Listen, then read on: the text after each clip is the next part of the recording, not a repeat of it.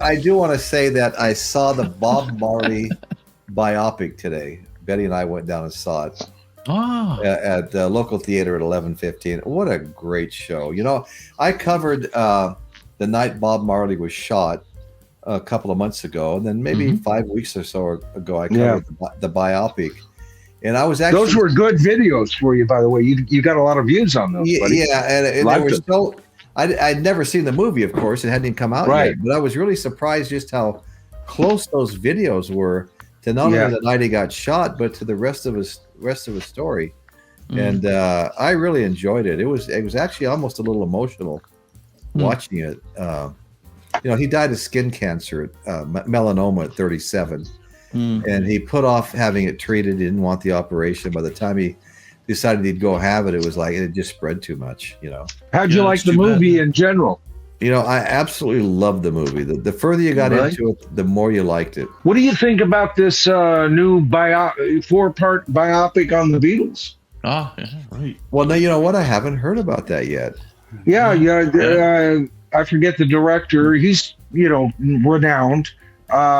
It's not coming to me right now. But anyway, they're going to do like a 4-part release, They'll do, and each movie will have, Ringo will have his movie. Paul will have his movie. And the only thing that I was listening to a lot of the discussion, in the chat rooms and all over. And the only problem that I'm having, is I just think of the Elvis movie. I didn't like it. I know it's gotten a lot of that's good, but I didn't care for it. I never went to see it for some reason. Yeah, and growing up in Vegas, I mean, Elvis was just kind of a part of our lives, and right, And the Elton John movie wasn't that great, and they absolutely raped Queen in that biopic. They should have just called it the Freddie Mercury story, because Brian May wasn't writing 50% of the shit that he was as well. No, it was all Freddie, I thought that was a horrid piece of garbage, that movie, I know Queen's history, and that's not Queen's history at all, not even close. Not even close. It did gain Queen a lot of fans. I know that much. Sam Mendes is the producer for that. Mendes, thank you. Yeah, there was a lot of discussion about that on Rachel's show and a lot of other people, and some are for it. That some are not really so. I think it's an interesting premise. It's just I'm turned off on biopics, and I have been for.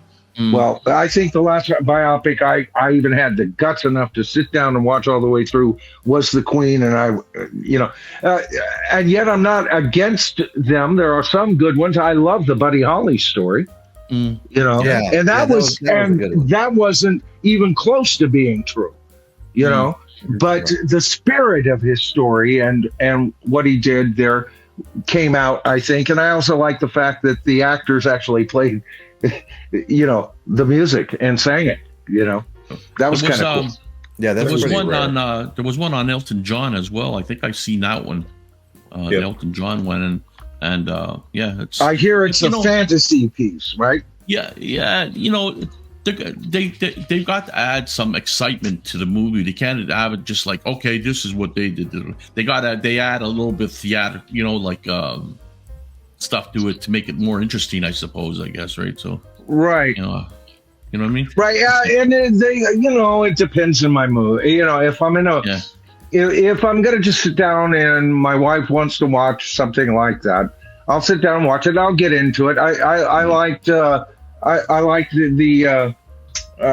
biopic on Richie Valens. That was a good one. And that one was even less true than the Buddy Holly story. Diamond Phillips, right? Yeah. He did a great job. He did a great job. Yeah. Freddie Mercury one was pretty interesting. The Queen one, Freddie Mercury. That's the one I was saying. I can't stand it. But the Elton John one, what a very sad situation Elton John had to go through. Like being shrugged off by his family, his parents, and stuff like that. You know, I really saw sad, that too. really sad. Yeah.